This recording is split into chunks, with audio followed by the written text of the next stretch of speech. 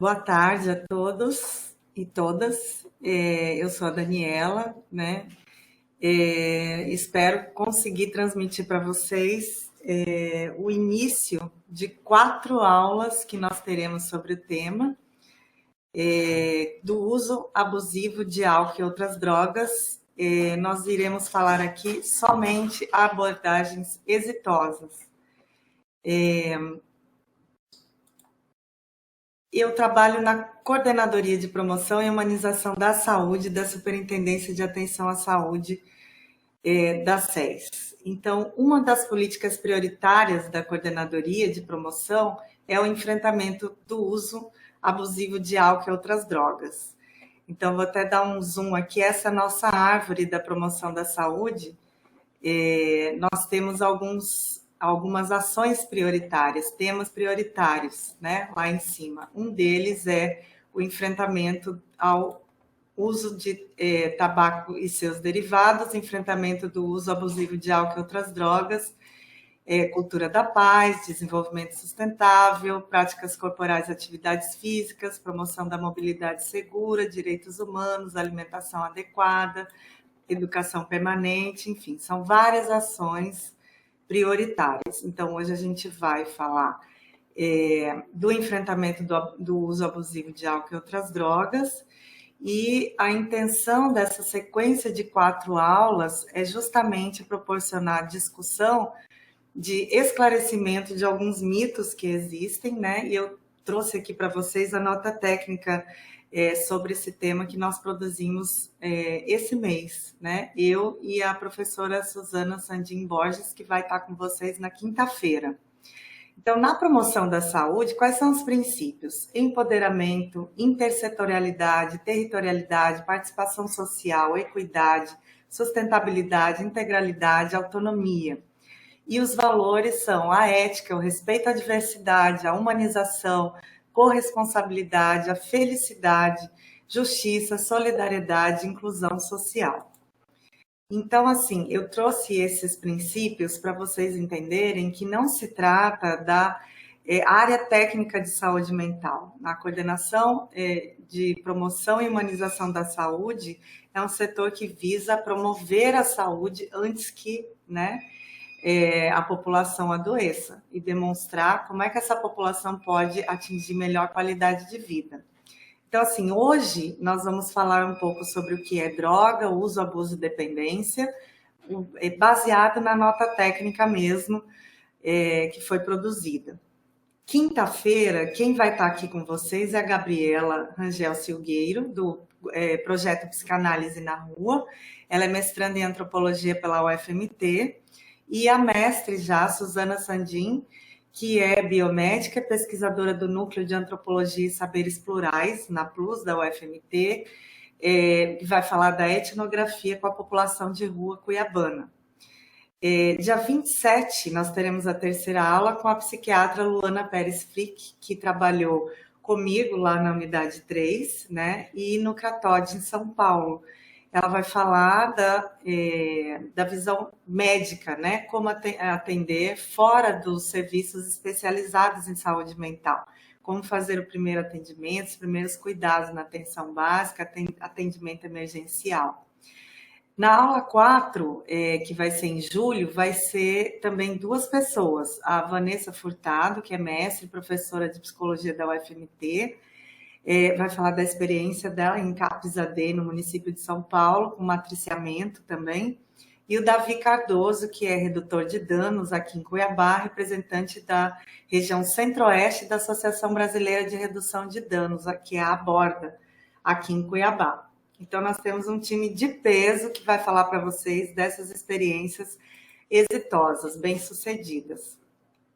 Então, começando sobre a nota técnica, logo no início a gente começa desmistificando, tirando algumas falsas crenças a respeito do tema. Então, para começar, é incorreto você associar imediatamente o consumo de substância psicoativa como dependência química, porque a dependência química ela é uma psicopatologia. Então, a gente está baseado no conceito do Dartil Xavier, que é um psiquiatra, pesquisador da Unifesp, em que ele diz que o que se contrapõe à dependência não é a abstinência, sim a liberdade. Então, assim, o termo dependência, ele precisa ser problematizado e não aplicado como forma homogeneizadora, né, das ações em saúde. A relação entre o ser humano e os objetos de consumo, que pode ser drogas, pode ser compras, pode ser rituais, pode ser ideias, pode ser sexo, jogos, é um fenômeno muito complexo. Então, não é só a droga que causa dependência. A dependência, ela é anterior à substância. Na história da humanidade, sempre houve uso de substância, né? Então, a gente escuta assim, existe o mundo das drogas e o mundo sem drogas. O mundo humano é o mundo com drogas, com substâncias psicoativas. Então, para a gente tentar entender do que eu estou falando, né? Por que eu estou falando que todo mundo, o mundo humano é o mundo das drogas, vamos entender então o conceito de droga. A palavra droga vem de uma palavra neerlandesa, drogvat, que quer dizer produtos secos.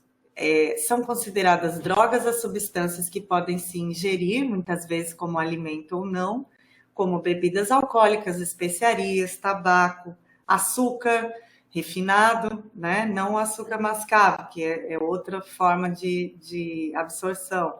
Chá, café, chocolate, mate, guaraná, ópio, e assim como diversas outras plantas e remédios. Então, partindo desse pressuposto, todos nós somos usuários contumazes de drogas. Usamos drogas todos os dias, o tempo todo. Eu mesma acabei de tomar café aqui. Então, assim, quando a gente fala de drogas, a gente precisa retornar o foco para onde ele é a questão, que é o foco no sujeito. A gente vê que até hoje as políticas públicas vêm dando foco muito no objeto, na substância, né? Como se o problema fosse ela. Sendo que quem vai até ela é o ser humano. Quem utiliza a droga é o ser humano, ela não vem sozinha até a gente. Eu vou passar um pouco mais rápido nesse começo, até chegar no slide 23, que é onde eu quero me deter um pouquinho mais com vocês. E se vocês quiserem depois esse material, tem um sinalzinho aqui perto, né, onde vocês estão visualizando, que você pode baixar esse material. E a nota técnica, ela também está no site da Secretaria Estadual de Saúde. Você consegue lá o link, você entra no link e consegue baixar a nota técnica na íntegra, com toda a bibliografia, com todas as referências de onde foi que nós tiramos isso que nós estamos passando para vocês, tá? A minha pesquisa de doutorado foi sobre isso, então, assim, nós estamos subsidiadas, né, para falar desse assunto. Inclusive, agora já é até um escândalo, né, o quanto que as pesquisas estão sendo deixadas de lado. Isso é muito importante para os profissionais de saúde e até para o familiar, para uma pessoa que busca, né, informação, ter a informação correta. Esse é um tema muito cheio de crenças que não tem nada a ver com a realidade. Para vocês terem uma ideia, a cerveja ela é registrada como alimento na indústria, né? Então, nós vamos chegar lá a falar do interesse mercadológico que tem envolvido sobre isso. Então, assim, essas substâncias que a gente utiliza no dia a dia, né, elas podem ser usadas como uso recreacional, rituais religiosos, por exemplo, a ayahuasca, que é o chá do Santo Daime, o tabaco mesmo é usado em alguns rituais xamânicos, uso terapêutico, né? Aí a gente está incluindo as drogas psicotrópicas, né, no rol de uso terapêutico de drogas, canabidiol, clonazepam, que é o Rivotril, ou uma fuga da realidade, eu posso usar álcool até cair, entrar em coma. O Brasil, gente, está sofrendo um grande problema, que é a medicalização. O Brasil é o maior consumidor de Rivotril do mundo. Aqui em Mato Grosso, nós sabemos de casos de médico que prescreve Rivotril, uma gota de Rivotril para bebê. Então, assim, claro que não necessariamente são os psiquiatras, né, a indústria farmacológica ela é aberta, né? Qualquer profissional pode ter acesso a esse tipo de prescrição, mas não necessariamente com toda essa responsabilidade que exige uma droga psicotrópica para ser prescrita, né? Outra droga que também, ainda bem, né, pela Anvisa e pelos vários movimentos de proteção à criança, foi a Ritalina, que se tornou uma droga muito prescrita, né, com parâmetros questionáveis, segundo a Anvisa, para ser prescrita, né? E aí facilita para o professor em sala de aula que as crianças estejam bem comportadas. E aí nos deixa acomodados, né? A não questionar o que é que estamos fazendo, será que a educação não deveria ter uma outra maneira de trabalhar com as crianças em vez de medicalizá-las? Então, essa é uma grande questão que ainda permeia a educação brasileira. Pela OMS, a substância que mais se relacionou a danos à saúde pública mundial no século XX foi o tabaco, seguido do álcool. São drogas legais, né, lícitas. O tabaco ele é responsável por 9% das mortes e o álcool por 3,2%. Que não chega, todas as outras substâncias ilícitas juntas são responsáveis por 0,4% das mortes. Bom, aqui eu tenho essa pesquisa recente da Fiocruz com a Senad, não é essa pesquisa que agora foi escandalosamente censurada, né? Uma outra pesquisa anterior de 2016, que está no livro Crack e Exclusão Social. Provou que a prevalência do uso regular de crack nas capitais brasileiras era de 0,8% na população adulta. Então, assim, isso é muito distante das prevalências estimadas da dependência do álcool, que são 8 a 15 vezes maiores. Então, você pode pensar assim, então temos que proibir o álcool também. De repente, é por isso, né, que a prevalência é maior, porque o álcool é livre.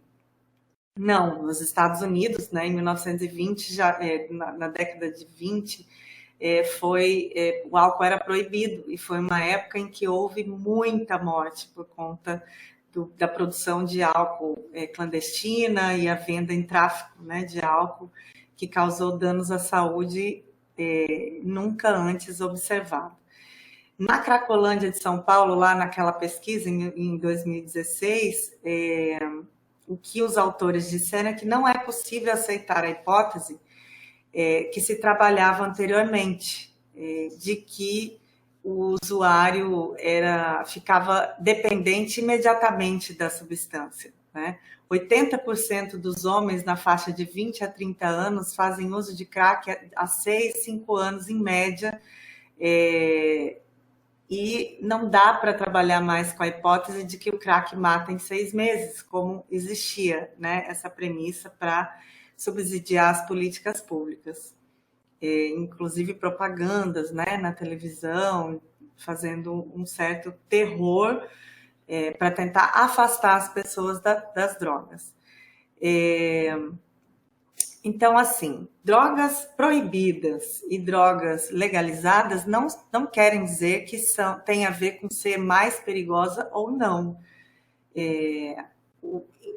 No século XVIII, né, um farmacólogo escocês, William Cullen, ele descrevia o fármaco como um agente que ele mesmo tem o seu contrário. Eles têm caráter ambíguo.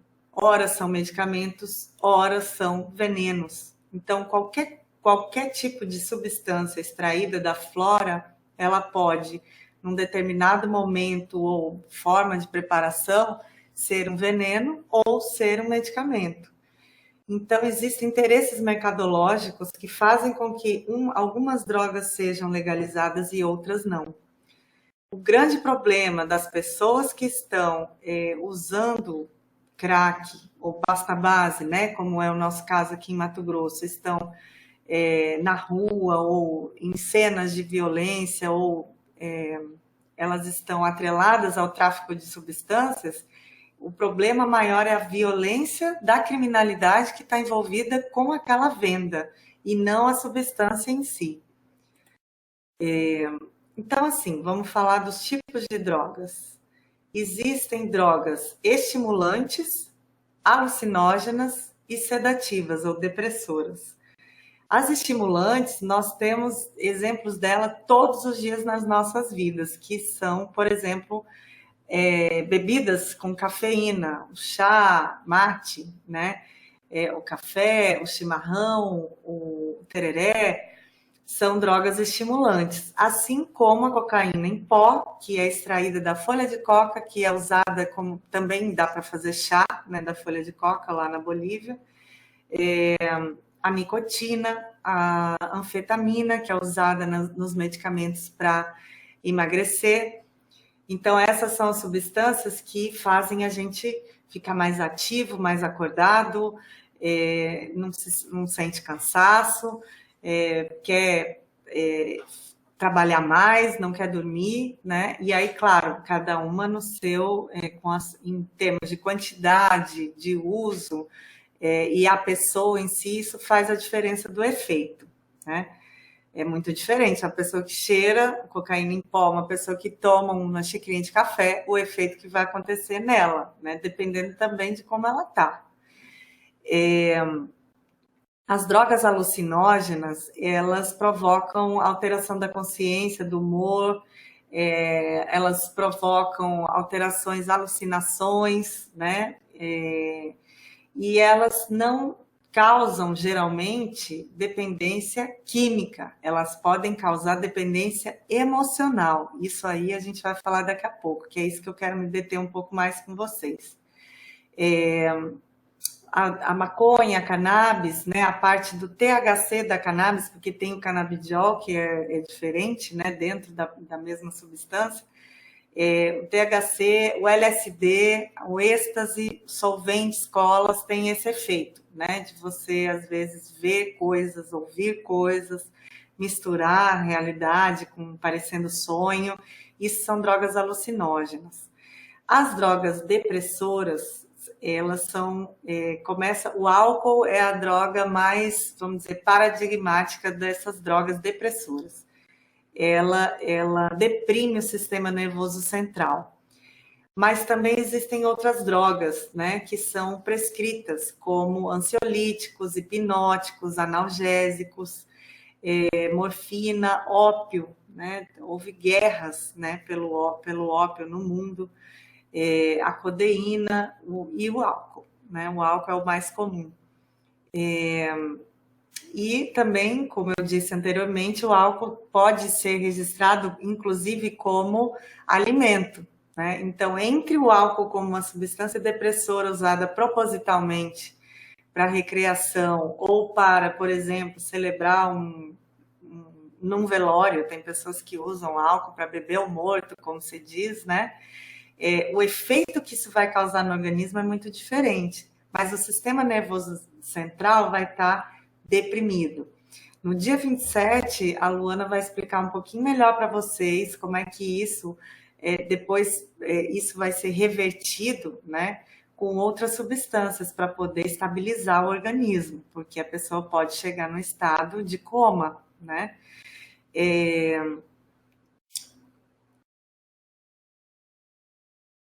Agora, como eu estava dizendo, não é a substância sozinha que causa o efeito no comportamento, ou na vida, ou na percepção da pessoa. A gente precisa focar no sujeito. Então, a relação do sujeito com a droga, ela pode ser de uso, abuso ou de dependência. No caso do uso, vou dar um exemplo simples, né? Você vai numa pizzaria ou numa cantina italiana, né? Todo mundo toma vinho, você pede uma macarronada, pede uma pizza, aí você toma um vinho, você está fazendo o uso da droga. Ou você toma um chamate, né? Isso, seu organismo vai metabolizar e vai eliminar normalmente como qualquer outra substância que você ingeriu e não fez, não é usada como não é nutritiva, né, para o seu organismo, ela vai ser eliminada. Agora, o abuso, um outro exemplo usando o álcool ainda, né? Você vai numa Oktoberfest, que é open bar, como se diz. Você leva lá um canecão e vai tomando cerveja, e você fica mal, vomita, né? No outro dia você está muito ruim de ressaca, você está com dor de cabeça, vomita mais um pouco. Aí tem pessoas que não querem nunca mais saber de cerveja ou de álcool, qualquer outro tipo de substância. Isso é o abuso da substância. Não quer dizer também que aquele organismo que abusou dessa substância está dependente dessa substância. A dependência, ela já é algo muito específico. É uma parcela muito pequena da população que chega a ser dependente de alguma substância, dependendo qual, né? Eu sou dependente de cafeína. Se eu não usar cafeína depois do almoço, eu vou ter dor de cabeça, vou ficar irritada, meus colegas de trabalho já me conhecem. Então, assim, o abuso de substância, ele pode ser tratado em qualquer tipo de serviço de saúde, principalmente na atenção básica, que tem esse olhar generalista, né, da população. Por que eu estou dizendo isso? Porque quando você propõe que a pessoa fique abstêmia de uma substância como única proposta de tratamento, você pode causar um problema na vida dela e vai ter um problema para você também, que é profissional de saúde, você não vai saber lidar com isso. Então, o primeiro passo é tentar ver o que é essa pessoa, por que essa pessoa está abusando tanto de substância, o que essa substância faz ou causa para ela que ela precisa seguir abusando dessa substância. Esse primeiro cuidado, realizado por uma equipe que não seja uma equipe específica em saúde mental, é fundamental para que o sujeito não seja estigmatizado, né? Para que não chegue a necessitar de uma internação psiquiátrica no futuro. Então, às vezes a própria equipe de saúde acredita que a única forma de tratar é internando ou fazendo esse sujeito ficar abstêmio. Não, tem várias formas, e a forma principal, que é a recomendação nossa do setor de humanização da saúde, é que você torne o usuário um protagonista da sua vida, né? Provavelmente ele está tá descontrolado, está sem nenhuma forma de como saber lidar com as situações que ele está enfrentando. Então, é importante saber que situações são essas, desde quando que isso está acontecendo. Existe no Brasil, desde 2001, uma lei muito que nós seguimos seriamente, que é a Lei 10.216, que ela é a lei que norteia os direitos dos usuários em saúde mental. O usuário de saúde mental não é só aquela pessoa que já é diagnosticada com transtorno mental. Qualquer paciente que vocês atendam aí, eles podem precisar, numa fase da vida, de uma atenção um pouco mais voltada para as emoções, para as questões de ansiedade, sono, depressão, algo de comportamento ou de algum tipo de emoção que ele esteja apresentando, que vocês consigam acolher. Isso é importantíssimo para a gente cumprir com o artigo 4º da lei, que é a internação em qualquer uma de suas modalidades, que é voluntária, involuntária ou compulsória, que já existe a compulsória na Lei 10.216, ela só é indicada quando os recursos extra-hospitalares se mostrarem insuficientes. E aí, cada prefeitura precisa providenciar no seu município vários recursos de saúde que consigam acolher essa pessoa que começa a apresentar algum tipo de sofrimento psíquico, né? Esse tratamento na internação, ele tem que visar a reinserção social do paciente. Então, não existe em lugar nenhum do mundo nenhum protocolo de internação que diga que o paciente tem que ficar internado tantos meses ou tantos dias, né? Isso também é permeado de muita falácia, né? O tratamento em regime de internação será estruturado de forma a oferecer assistência integral para a pessoa portadora de transtornos mentais, que aí inclui também a dependência química, se for o caso, né? Incluindo serviços médicos, atenção, assistência social, psicólogos ocupacionais, lazer e outros. É vedada a internação de pacientes portadores de transtornos mentais em instituições características asilares, ou seja, aquelas desprovidas desses recursos médicos, assistente social, psicólogo, né, e que não assegurem aos pacientes os direitos enumerados no artigo 2º, que são esses. Então, para a gente chegar a pensar em internar alguém, por exemplo, numa comunidade terapêutica que eu não sei que tipo de tratamento é feito ali, que o tratamento é somente pela palavra ou por algum tipo de indução religiosa ou de uma ideia, né, que não é comprovada cientificamente, isso é muito perigoso mesmo. Agora, o abuso de drogas, ele também pode fazer aparecer outros problemas, né, outros transtornos mentais, e isso fica muito nebuloso para a equipe de saúde, né? Então, é muito importante que vocês comecem a estudar, a ler sobre diagnóstico diferencial em saúde mental. Você precisa saber se aquilo que o paciente está apresentando, vamos dizer que ele chegue muito bêbado lá no seu ESF e junto com isso ele comece a ser muito agressivo ou começa a ficar em mania, começa a ter alucinações. Isso não é só efeito do álcool, né?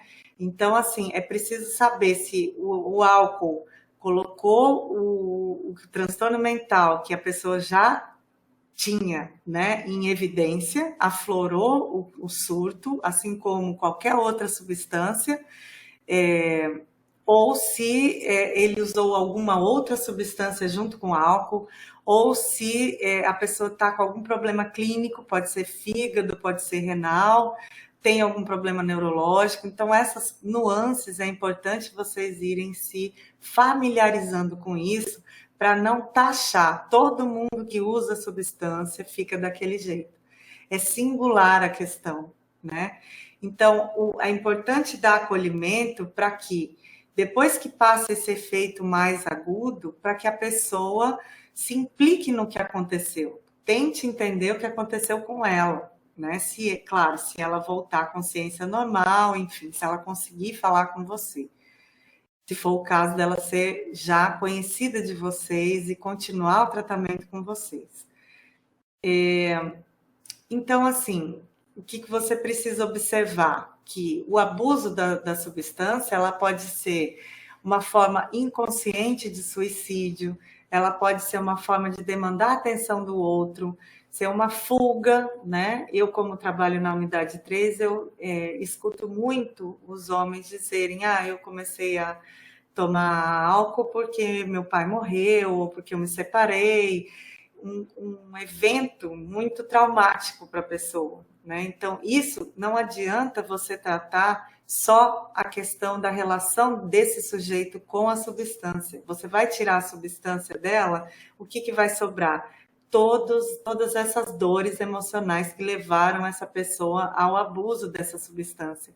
Ninguém nasce dependente químico, né? Ninguém se torna dependente químico no primeiro momento que usa uma substância. Os quadros graves que não diminuem a necessidade de ajuda da equipe de saúde, que não pode ser simplificado como um diagnóstico de dependência química.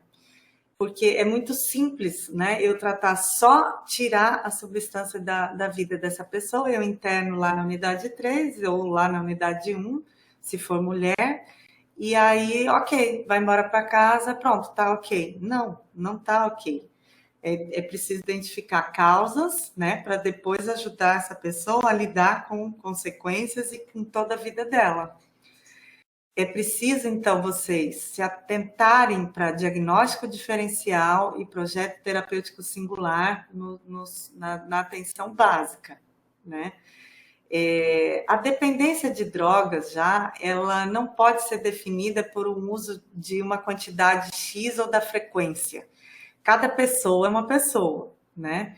Então, uma parcela de pessoas em uso prejudicial de drogas passa a sofrer daquilo que alguns pesquisadores chamam de dependência de droga, né? Que a marca daquela substância no cérebro, mesmo que a substância não exista, o cérebro fica pedindo essa substância. É a marca orgânica da substância, que não quer dizer que ela vá usar a substância. Às vezes eu posso estar com fome e não vou comer, às vezes eu posso estar com sono e não vou dormir, eu posso estar triste e não chorar. Então, sentir a vontade de usar não significa que eu vou usar. Então, essa administração da dependência da droga é que é o X da questão, porque isso vai ser para o resto da vida, né? Existem protocolos balizadores para o diagnóstico, mas isso a gente não utiliza, não recomenda. A gente recomenda que o diagnóstico seja feito de forma singular e que só pode ser confirmado, no fim das contas, com a abstinência da substância. Então, lembra que eu falei do uso do vinho, né, numa cantina italiana, do abuso da droga, do álcool, né, numa Oktoberfest, ou a dependência eu acordo tremendo, tenho que beber para parar de tremer. Ou se eu bebo todos os dias sempre, se eu resolvo parar de beber, o que vai acontecer comigo? Eu posso ter um desmaio, uma convulsão, eu posso começar a ter alucinações, ver pessoas, ver bichos entrando, saindo dentro de mim. É horrível, né? A abstinência da substância. Então, assim, é claro que a gente não quer que ninguém que seja dependente entre num quadro de abstinência grave como esse, porque é muito complicado, né? É traumatizante, né? Um quadro de abstinência de substância. Então, por isso mesmo, a gente não recomenda que as pessoas que façam uso abusivo vá para uma unidade que não seja de saúde, porque ela vai precisar de medicamento, inclusive para reverter a abstinência que ela vai sentir, né? Apesar dessa aposta que a gente faz, né, de que ela possa reduzir os danos e parando devagar e consiga usar pouco, a gente não pode recomendar que ela, então, a partir daquele momento, um dia possa usar só um pouquinho. Por quê? Porque ela pode perder o controle se ela usar só um pouquinho, mesmo pessoas com 10 anos de abstinência da substância. Então, é isso que é dito que não tem cura. Não é que a pessoa vai viver usando a substância. O que os psiquiatras dizem que não tem cura, e aí a Luana pode explicar melhor isso para vocês, dia 27, é isso. A pessoa que vai usar só um pouquinho, às vezes ela tem vontade, não tem problema nenhum, eu estou num casamento, o que tem? Eu brindar, né, com meus amigos e tal. Ela pode perder o controle, né? Ela pode não saber administrar esse momento em que o cérebro vai pedir cada vez mais a substância. Por isso é considerado uma psicopatologia crônica, porque para sempre ela vai ter que administrar isso. Então, assim, a dependência, ela pode acontecer em pessoas de diversas classes sociais, de idades diferentes, de causas diferentes que tornaram essa pessoa como dependente. Então, assim, um exemplo, né, trazendo o exemplo do álcool, a porcentagem de usuários que desenvolvem a dependência após um uso de 10 anos é de 12% a 13%. Essa constatação somente pôde ser atestada a partir da síndrome de abstinência, né? Então, assim, não existe a dependência química sem a gente levar em conta o outro lado da questão, que são as emoções. Não há evidências, por exemplo, que as drogas alucinógenas causam dependência química, mas tem muita gente que não consegue parar de usar maconha, por exemplo, ou haxixe, drogas que são alucinógenas, mas que quimicamente não faz sentido que aquilo seja o cérebro peça, né, tem a marca daquela substância. Mas a gente tem que levar em conta que o sujeito ele tem um lado nele que se chama o fenômeno compulsivo, a compulsão. Ela não é causada pela substância, ela já é um fenômeno da pessoa. Então, a compulsão por jogo, sexo, compras, fisiculturismo, por outra pessoa, por religião, etc. Essa é a dependência emocional que a gente chama, né? Por que isso acontece com a gente, com seres humanos, porque não acontece com os animais, né? Porque nós, humanos, não somos movidos por instinto, né? O nosso comportamento, o instinto, o que é o instinto? Ele é um comportamento geneticamente transmitido para a preservação do indivíduo e da espécie. Então, o cachorrinho vai lá, sente fome, come um tanto que satisfaz, tá bom. O ser humano não, vai comendo, comendo, comendo, comendo, comendo, come toda hora. Água, beber água ou fazer qualquer outro tipo de coisa, o ser humano pode desenvolver compulsão por aquilo. Então, no ser humano, como a gente não é movido por instinto, nós somos movidos pelo quê, então? O que faz a gente fazer coisas que nós não pensávamos que íamos fazer e fizemos? Existe um lado, né, em nós chamado o inconsciente, que foi uma descoberta, né, do início do século XX, pela psicanálise, pelo Sigmund Freud, né, e que diz o quê? Que o inconsciente, ele em nós, faz com que nós, seres humanos, sejamos seres da fala, movidos por pulsão.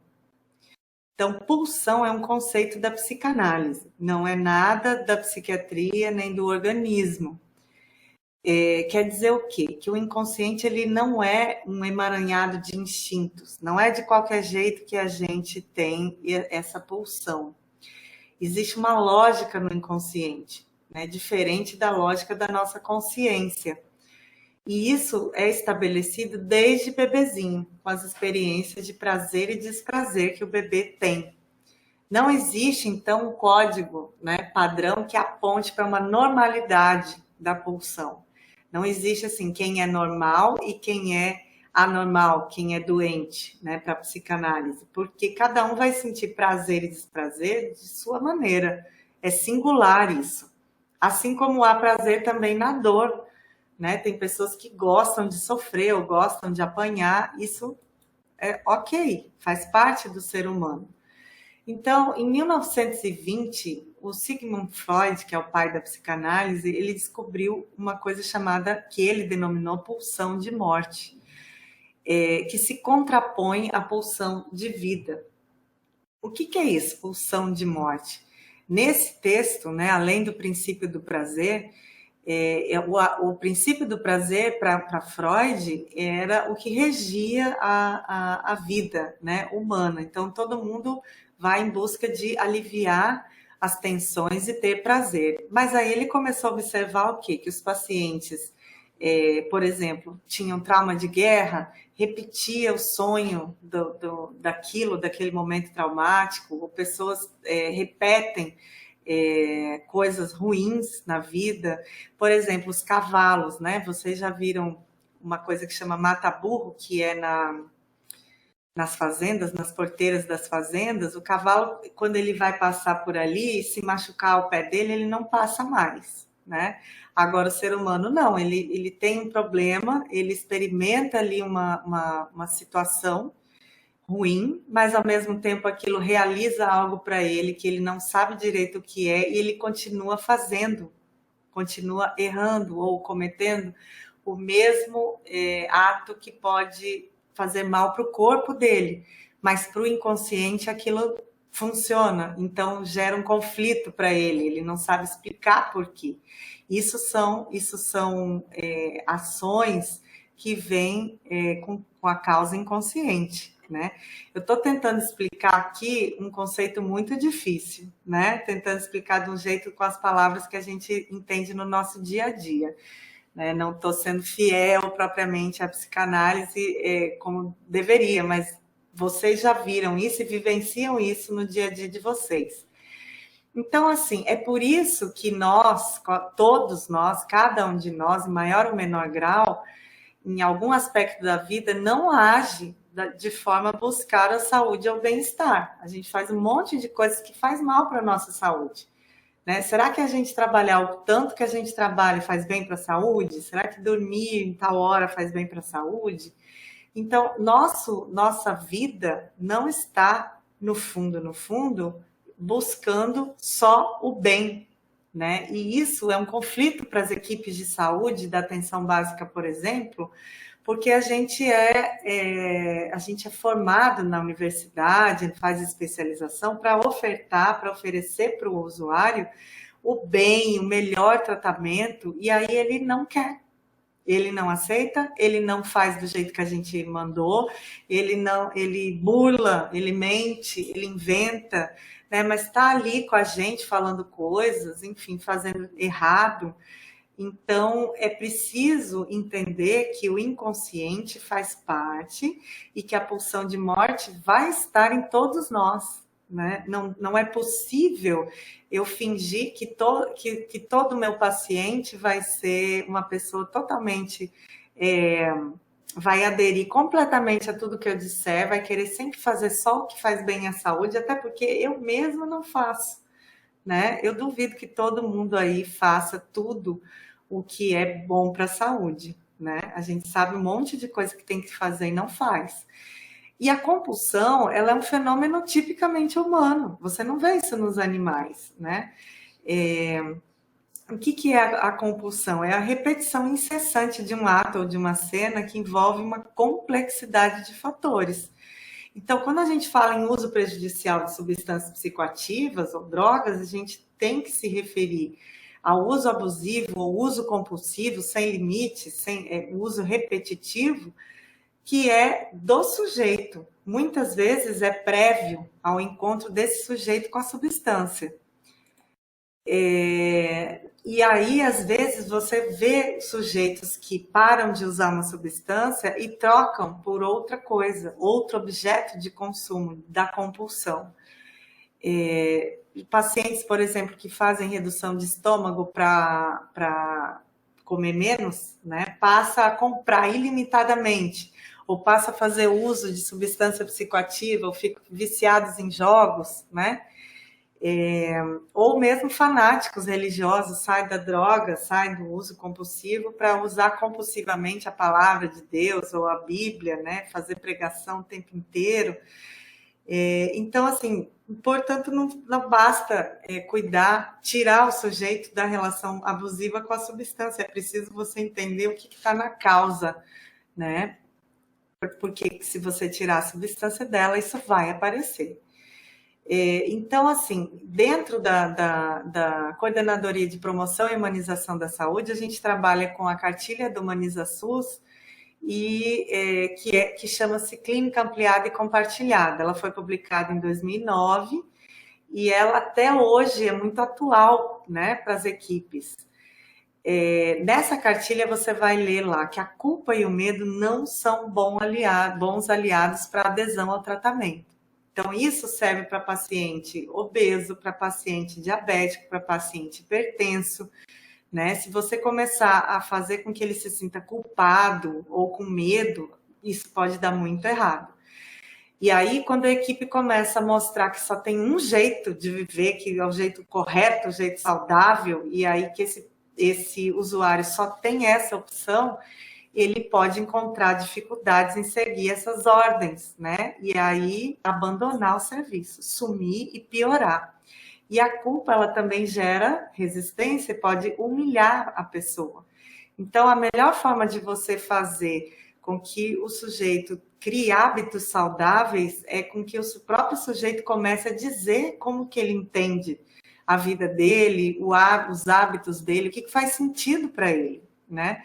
A abstinência não pode ser o objetivo principal, porque isso pode...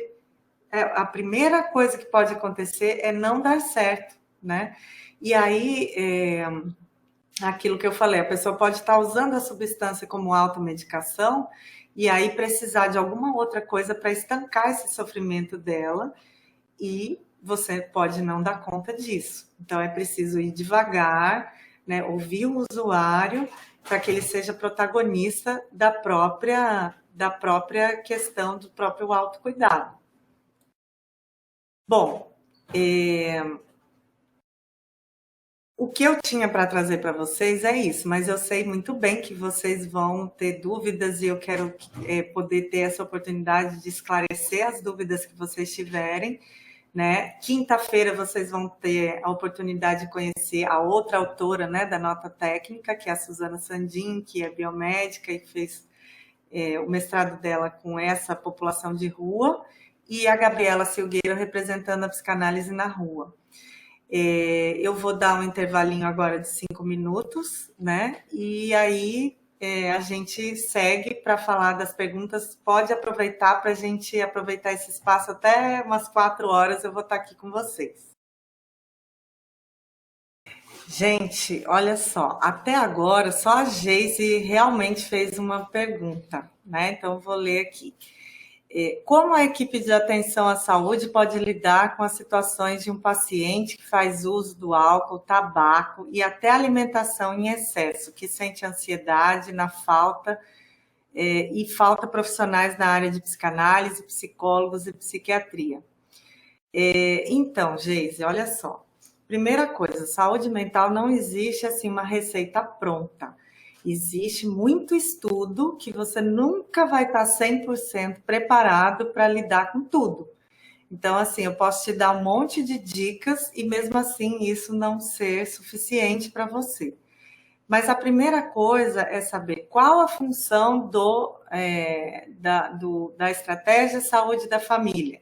Você tem condições no seu trabalho de realizar, por exemplo, terapia comunitária? Você consegue fazer grupos, né, com as pessoas? Você consegue estar com essas pessoas para que elas falem, né, proporcionar algum tipo de atendimento em que elas possam trocar experiência e ouvir as questões que elas mesmas estão trazendo? Então, esse é o primeiro passo, né?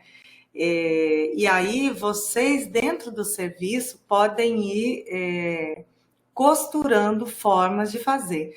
Por que eu estou falando isso? Eu posso até propor uma outra web aula só sobre técnicas de trabalho em saúde mental, sobre métodos, sobre como fazer. Porém, isso já existe. Já existe um monte de cartilha, saúde mental na atenção básica, Caminhos do Cuidado foi um curso que aconteceu só para gente comunitário de saúde. Primeiro, se o secretário de saúde, né, os gestores do seu município não entendem, né, a função da atenção básica, a importância da atenção básica, fica um pouco mais difícil. Inclusive, a Promoção da Saúde fez está com um formulário lançado, né, para todos os municípios de Mato Grosso, e a gente não recebeu resposta, né? A gente quer saber como é que os municípios estão lidando com essa demanda e os municípios não nos respondem. E aí a gente precisa propor ações e não consegue, porque a gente precisa que os municípios digam para nós como é que eles estão fazendo, senão a gente vem com uma ordem, né, de cima para baixo, que não é o correto. O correto é você, no seu município, no seu bairro, no conjunto com a sua equipe, tentar traçar. E isso, como eu estou dizendo, tem várias cartilhas na internet, mas eu posso propor, né, uma outra web aula para falar só de atenção a esse paciente que é compulsivo, que é ansioso, como fazer com ele. A gente pode fazer uma outra aula sobre isso, na atenção básica. Mas não tem, de fato, uma receita pronta. Agora, uma coisa muito importante, em primeiro lugar, é a equipe ter consciência de que nós não saberemos acertar toda vez. Então, se vocês têm reunião de equipe, eu não sei como funciona o seu serviço, se vocês têm reunião de equipe todo dia ou uma vez por semana, é preciso ter. Se vocês não têm, é preciso ter. E nessas reuniões de equipe, é importante trocar esse tipo de impressão. Olha, aquele paciente é insuportável, não aguento falar com ele, não sei mais o que fazer. Falar da sua angústia com seus colegas, né? O primeiro passo, você ter essa abertura, né? Essa liberdade de poder falar da sua dificuldade, porque isso faz parte da relação, né? Não dá para você ser uma máquina que vai só fazer protocolo.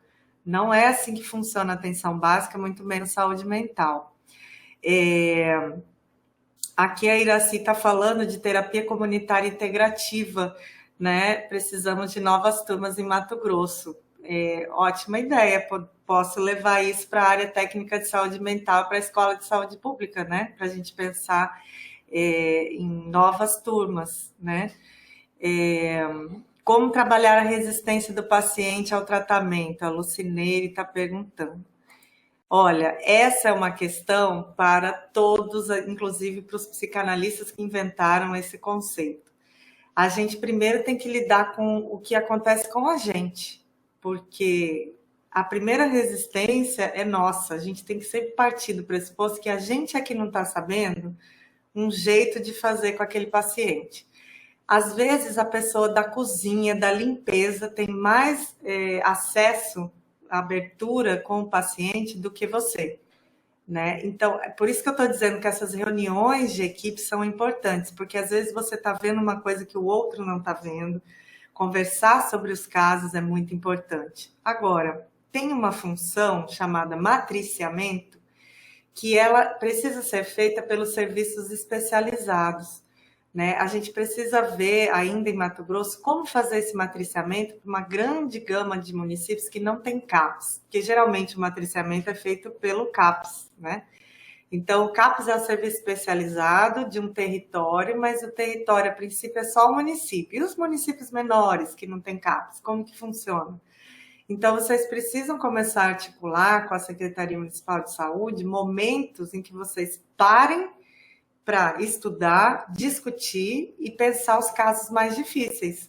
Quem trabalha com criança, por exemplo, às vezes tem que parar e discutir com a escola, né? Discutir com os pais. Não adianta você só seguir o seu protocolo, que aquilo você vai se desgastar e não vai atingir o objetivo. Como a gente sabe que a questão em saúde mental é sempre multifatorial, é muito ruim trabalhar sozinho, né? Não tem como trabalhar sozinho. Eu costumo dizer que saúde mental é o contrário do centro cirúrgico.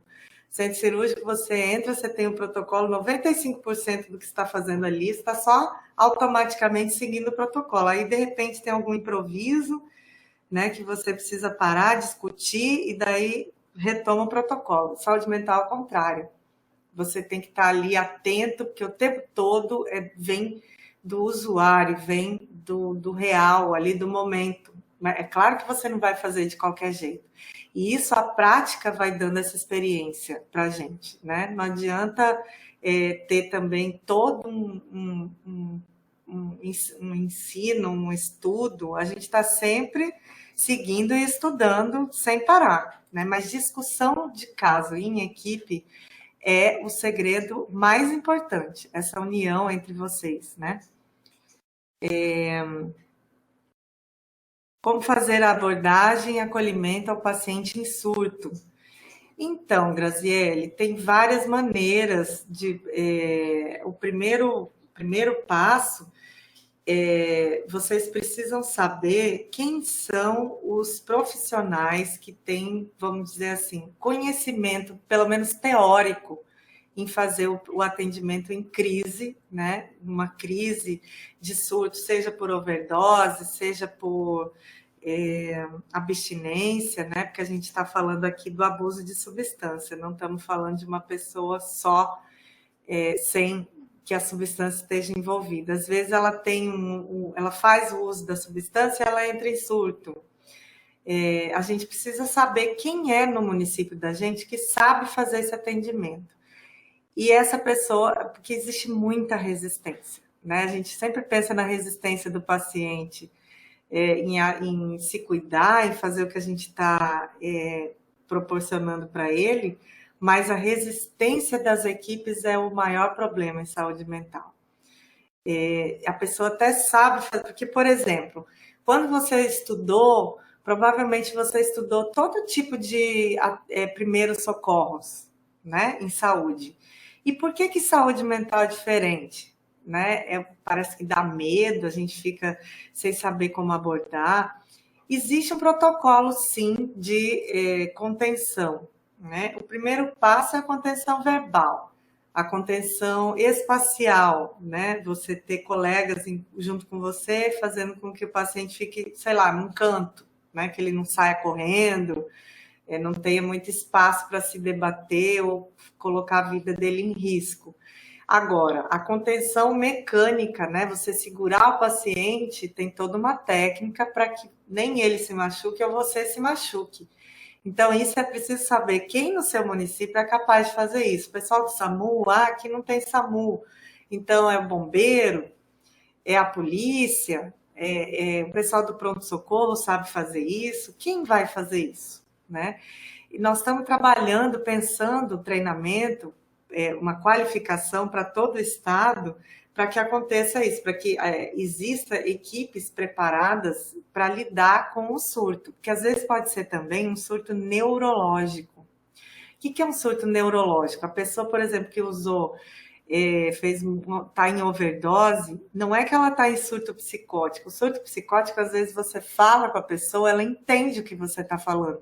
Mas uma pessoa que está com os neurônios totalmente fora do funcionamento normal, por exemplo, uma pessoa com Alzheimer, uma pessoa com demência, uma pessoa que tem deficiência grave, né, cognitiva, que não consegue entender muito bem, uma pessoa com deficiência auditiva, enfim, alguma coisa que impeça ela de entender as suas palavras, não vai ser a mesma forma de abordagem.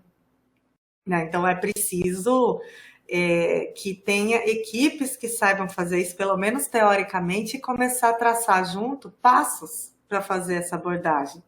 Mas não é todo mundo que está em sofrimento psíquico ou em abuso de substância que está num nível até que você consiga perceber. A gente sabe de casos assim, por exemplo, um CAPS, né, no Rio de Janeiro, que aconteceu uma coisa engraçada, do CAPS, quando foi mudar de casa, chegou no bairro novo, veio uma senhora e disse para o diretor do CAPS, vem cá, aí vocês vão tratar de pessoas drogadas? Aí ele, por quê? Não, porque se for drogado eu não quero, vou fazer um abaixo-assinado e vou tirar esse CAPS daqui. E aí ele, olha, senhora, nós precisamos tratar as pessoas, do sofrimento delas, independente do que seja esse sofrimento. Sabe, eu não acho que a gente devia fazer isso. Então é isso que a gente faz.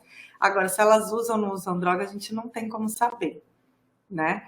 E aí, com o tempo, esse diretor descobriu que essa mesma senhora tinha problemas com cocaína. E ela desabafava com quem? Com o segurança do CAPS. Então, o uso e abuso de substâncias, a gente tem inúmeras maneiras de fazer e que pode ninguém perceber. Né? Isso pode não ser um problema na vida da gente. A função do profissional de saúde é justamente detectar quando aquilo está sendo um problema para ela. Né? E às vezes ela está escondendo aquilo da gente. O Maxwell está pedindo para falar da importância da redução de danos. Então, é isso mesmo. O dano é singular, né? Então, por exemplo, a pessoa que tem hipertensão não vai poder comer com a mesma quantidade de sal, aquela feijoada maravilhosa, né? Não vai. E aí, como é que você vai falar para essa pessoa o que ela pode ou não pode fazer? Será que ela vai seguir o que você está dizendo? Então, se essa própria pessoa não disser como é que ela consegue levar a vida dela, a gente vai fracassar. Então, um exemplo muito típico, por exemplo, de hospital é na pediatria, que eu já trabalhei em hospital, né? Posso dar um exemplo da pediatria. Por exemplo, entra uma criança com um paninho podrinho, né? Que ela usa para dormir, que se ela não ficar com aquele paninho, ela não dorme, ela não come. Aí vem a enfermeira da CCIH, né, falar que aquilo ali está infectado, que não pode entrar, que aquilo causa problemas para a enfermaria. E aí você vai dosar. O que você prefere? Uma criança limpinha, ascética, né? Ou uma criança que vai, de fato, progredir junto com o seu tratamento, mesmo com aquele paninho sujo. Porque às vezes ela pode estar completamente limpinha e não reagir junto com a medicação. E assim é o paciente em sofrimento psíquico. Não adianta você propor para ele um modo de vida completamente saudável, né, que vai fazer com que ele seja perfeito, até porque nem você é, nem eu, ninguém será perfeito, e se aquilo não vai fazer parte da vida dele, né? Então, a redução de danos, o primeiro passo, a importância da redução de danos é justamente isso. A última aula, o Davi Cardoso vai poder falar da experiência dele para vocês. É justamente isso, é a própria pessoa começar a sentir o que ela consegue e o que ela não consegue. E tem uma outra coisa também que eu falo muito para os familiares na unidade 3, não adianta você tirar a substância da pessoa, propor abstinência e não incluir nada de bom, né? Aí eu faço a pergunta para vocês, o que vocês fazem para se divertir? Vocês têm momentos na vida de vocês que vocês relaxam, né? Conseguem extravasar? Esses momentos são com ou sem substância psicoativa? Né? O que você sente que é gostoso de fazer, que você até fica meio, ai, não queria ir, tô com preguiça de ir, mas vai, porque você sabe que depois você vai ficar ótimo. Nós, humanos, nós temos necessidade disso, né? Não dá para viver sem isso. A Luciana está perguntando se seria papel dos técnicos do CAPS ir aos locais onde sabemos que se vende droga, oferecer o tratamento ou tentar resgatar um desses usuários de drogas. Olha, Luciano, veja bem, o CAPS ele não tem esse papel de busca ativa, né? Mas só que existem CAPs que eles são tão fechados neles mesmos, né? Tão burocratizados que a pessoa até não quer mais ir lá. Já foi lá e não foi bem tratada, não foi bem acolhida e não volta mais. Então, se o CAPS tiver pelo menos uma maneira bem abrangente de acolher todo mundo que chegou ali descalço, bêbado, pé fofo, como se diz, né? Se pelo menos isso o CAPS conseguir fazer, nós já estamos assim felizes, porque o CAPS ele foi criado não para ser um serviço a mais, né, na RAPS. Ele foi criado para ser uma mudança de consciência em relação à exclusão e inclusão. Uma célula de transformação social, na verdade. Não é um serviço que funciona como ambulatório. Então, se o próprio CAPS tiver essa abertura para a população chegar lá, olha que legal esse lugar aqui, deixa eu ver o que é, já é um grande passo, já é um grande ganho que a gente vai ter. É claro que a gente sabe que as equipes estão exaustas, desvalorizadas, sem supervisão clínico-institucional, que é fundamental, mas se as equipes não abrirem mão disso, já é um grande passo. Agora, a minha pesquisa de doutorado, eu fiquei 10 meses no CAPS AD3 no Rio de Janeiro, e lá os profissionais do CAPS, eles tinham íntimo contato com as equipes de consultório na rua da abrangência desse CAPS AD. Então, de vez em quando, na reunião de estudo de caso, o pessoal do consultório na rua ia lá. Então, às vezes, o médico que tem mais afinidade com o paciente é o médico do CAPS vai junto com o pessoal do consultório na rua lá na cena de uso. Ele não vai sozinho, né? Enfim, o principal no caso da saúde mental é justamente o vínculo. Então, o consultório na rua, Davi vai falar isso para vocês. O consultório na rua, ele existe, é um dispositivo muito pouco mal utilizado, né, no Estado. Ele é um dispositivo que deveria ser, assim, muito bem utilizado com a população, porque é justamente esse veículo, esse dispositivo que tem acesso à população que está lá na cena de uso. Então, o que você também pode fazer, Luciana, é se articular com os outros dispositivos de outras áreas, por exemplo, os CRAS. né? Com a criação do SUAS, teve uma expansão, uma ampliação de CRAS no estado muito legal. Às vezes, nos municípios, são os CRAS que fazem esse primeiro acolhimento, são os próprios CRAS que conseguem detectar as famílias em vulnerabilidade, em vez de ser o ESF da saúde. Então, não dá para a gente dispensar essa necessidade intersetorial o tempo todo. A gente não pode ter medo ou vergonha de falar com o profissional do outro serviço. Às vezes fica um empurra-terapia, né? Ah, não, isso não é meu, isso é do CRAS. Ah, não, isso não é meu, isso é do CAPES. Né? Mas só que não é de ninguém, é de todos. Então, cada um fazendo a sua parte, dialogando. Nossa, quando você gosta do que você faz, e se você começa a ter interlocução com outras equipes, isso dá um crescimento para a gente muito maior, né? Muito mais proveitoso para o usuário. Qual a melhor forma de abordar a família do dependente químico na aceitação e compreensão do tratamento? Olha, da mesma forma que é melhor abordar o usuário, deixando com que eles digam o que é a dificuldade deles. Às vezes, a maior dificuldade no tratamento é justamente essa família, que ela acredita, primeiro, que vai existir uma cura, que ela vai mandar essa pessoa da família dela para algum lugar e essa pessoa vai voltar como era antes. Isso não é verdade, isso não vai acontecer, né? É preciso pensar junto com essa família como fazer dali em diante. Segundo, orientar essa família o máximo que essa família puder e também não despejar nessa família a culpa, né? Lembra, a culpa, como eu falei, ela pode ser um grande inimigo, né, do tratamento, fazer com que essa pessoa seja completamente responsável por tudo que acontecer, não dá certo. Inclusive, existe até um grupo de autoajuda chamado Amor Exigente, né? Que é um grupo que, como a né, a Alanon, existe o Amor Exigente, que é só para os familiares. Eles falam muito disso, que eles vão até onde puder ser o limite deles, né? E eles também não vão dar conta de fazer tudo. E a gente precisa tomar muito cuidado, porque às vezes o familiar ele é o que se chama de codependência.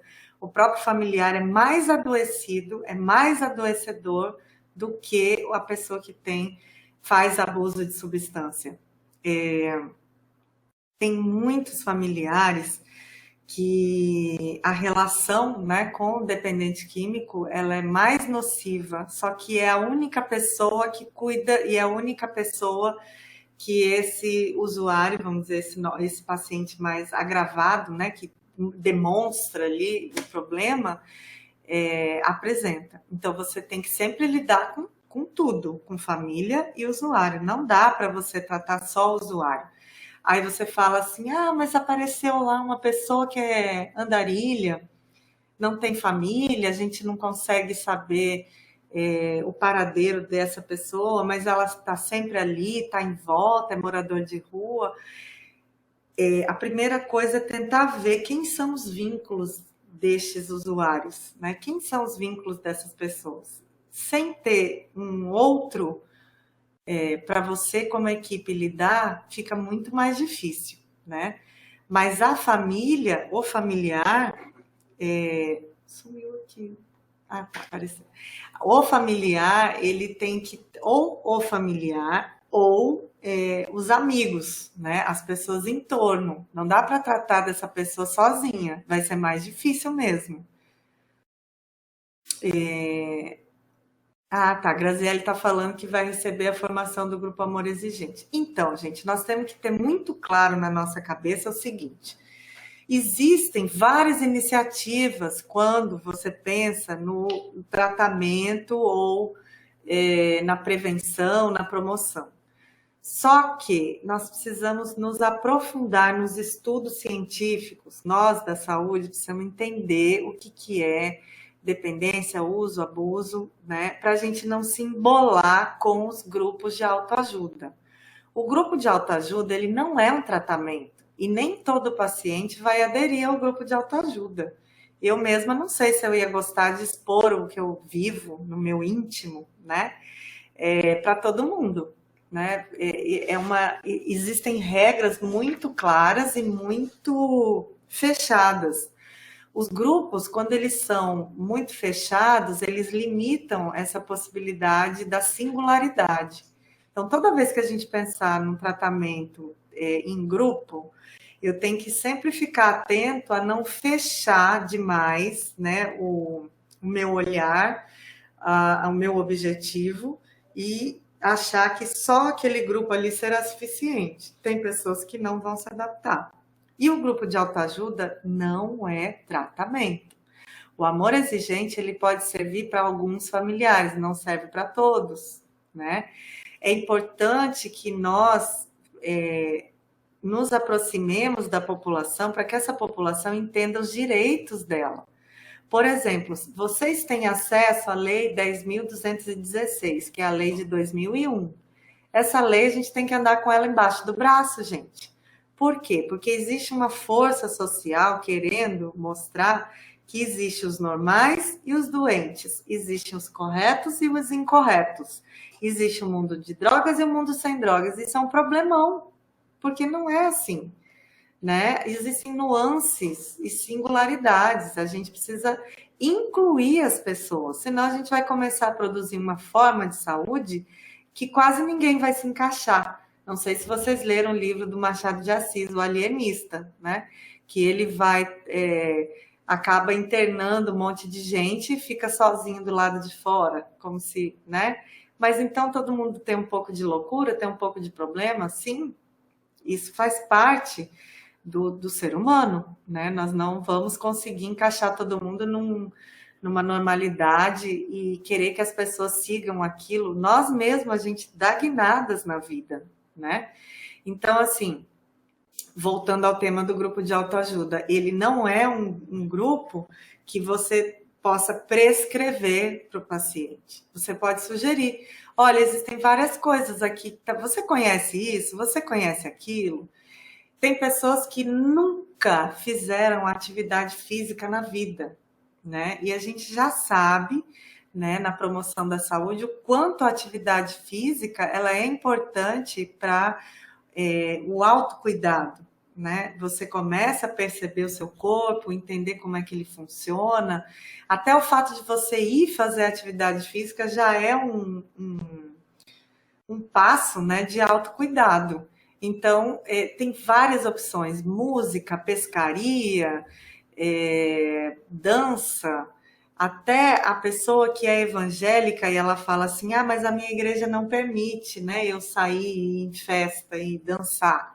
Mas ela tem, toda a igreja evangélica tem um momento lá de louvor, que chama. O louvor nada mais é do que isso, eu vou sair, né, do meu sério, eu vou sair da rotina do preto no branco, porque nós precisamos disso, nós precisamos ter uma válvula de escape, a gente não aguenta viver uma rotina sem válvula de escape. Então, essa forma de entender o que é saúde tem que fazer parte das equipes de atenção básica, justamente para prevenir um monte de outros problemas lá na frente. Que aí você vai ter aquele usuário mais chato, né?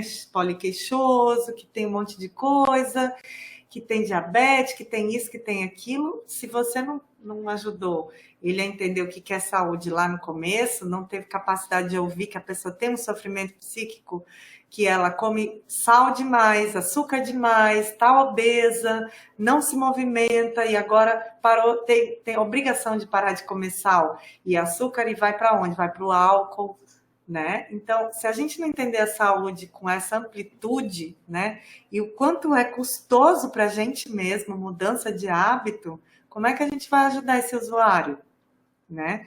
Então, hoje, a minha intenção de estar aqui com vocês foi justamente para introduzir, quebrar um pouco esses preconceitos, né? Dar essas ideias para vocês e falar da nota técnica que vocês vão ter acesso lá no site da SES, para vocês começarem a refletir primeiro na vida de vocês, né? E aí começar a abrir para discussão mesmo.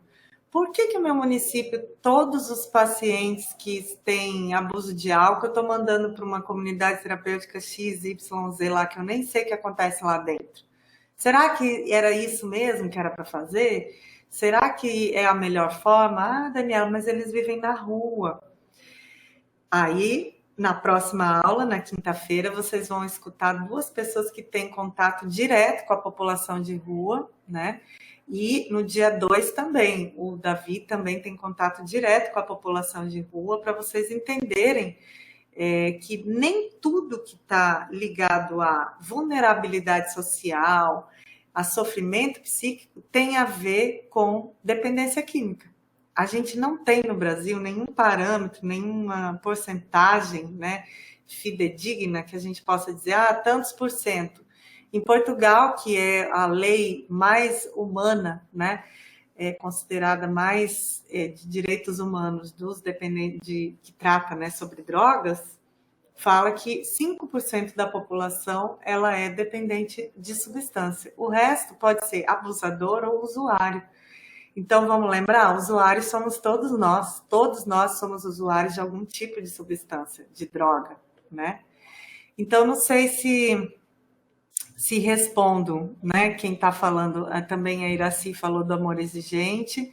O amor exigente, gente, ele é uma forma de autoajuda, não é tratamento. E aí vocês podem criar um problema grave se vocês depositam no terceiro setor ou nos grupos de autoajuda, nas iniciativas assim que não são de saúde, porque vai esbarrar aonde?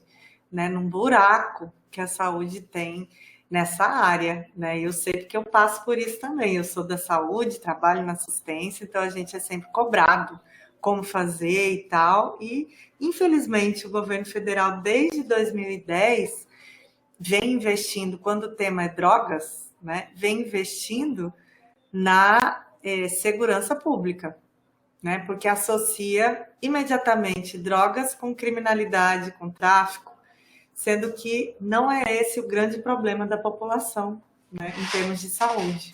E quando você está perto da população, como vocês que estão na atenção básica, vocês sabem disso, né? O sofrimento que eles vão trazendo, que eles vão falando, não é simplesmente a droga, né? O que leva eles a abusar da substância, sim, que é a causa da questão.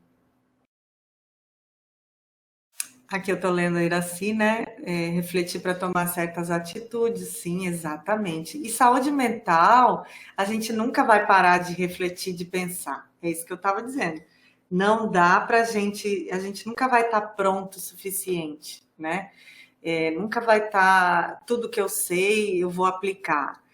É claro que a gente começa a cometer menos equívocos, mas também vai chegar uma hora que quando você vai se aprofundando em saúde mental, você vai vendo que você precisa se tratar, né? E aí acaba procurando seu meio de tratamento, porque infelizmente a gente não vê a supervisão clínico-institucional sendo bem estruturada, né, no Estado. Mas é preciso estar sempre atento para o matriciamento e procurar os órgãos especializados.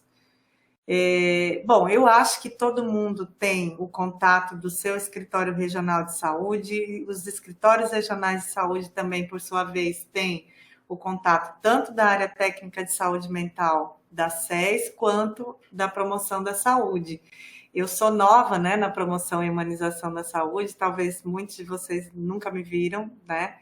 E essa nota técnica a gente lançou agora, esse ano, porque eu tinha parado, né, para fazer o doutorado, voltei para defender a tese e tal. Então, agora a gente está expandindo essas ideias. E é um momento até propício, né, já que na Política Nacional de Saúde Mental, o coordenador diz que é só a abstinência que funciona, né, sendo que a gente tem a grande camada da população não é dependente ainda. Então, a gente tem muito o que fazer, né? E muito a esclarecer com essa população em sofrimento psíquico, mas que não necessariamente precisa de internação, e talvez a internação seria traumática para essa pessoa, né? Então, é preciso realmente ter muito cuidado, muito estudo, e a gente lá na promoção vai estar sempre à disposição de vocês. Aqui está o telefone da promoção da saúde, né, o nosso e-mail, né? Se vocês quiserem contato comigo, pode mandar e-mail para esse e-mail aqui. Eu tenho contato direto com a área técnica de saúde mental também, né, da SES. A gente pode pensar várias opções de treinamento, de esclarecimento, de qualificação. Isso nunca vai acabar, né? Por mais que a gente estude, faça especialização, mestrado, doutorado, a gente tem sempre que está se atualizando e discutindo. Bom, acho que, não sei se vocês querem perguntar mais, eu posso ficar um pouco mais de tempo aqui. Deixa eu ver se tem mais alguma coisa aqui.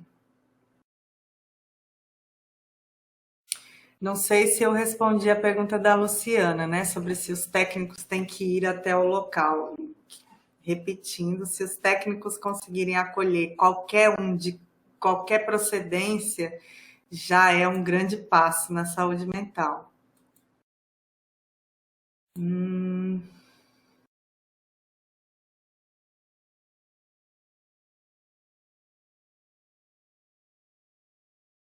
Que mais? Vocês querem saber mais, perguntar mais?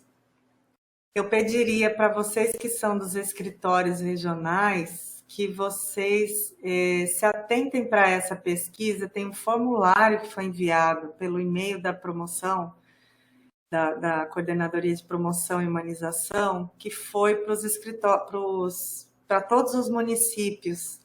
Então, só 44 municípios responderam. A gente precisa dessas respostas para poder pensar políticas de promoção à saúde, né, nesse tema. A gente não pode chegar implantando coisas, né, implementando coisas sem saber da realidade de vocês. Em Cuiabá, nós já estamos providenciando a promoção à saúde nesse tema com crianças e adolescentes, né? Mas a gente ainda está pensando uma agenda em comum para conseguir se encontrar.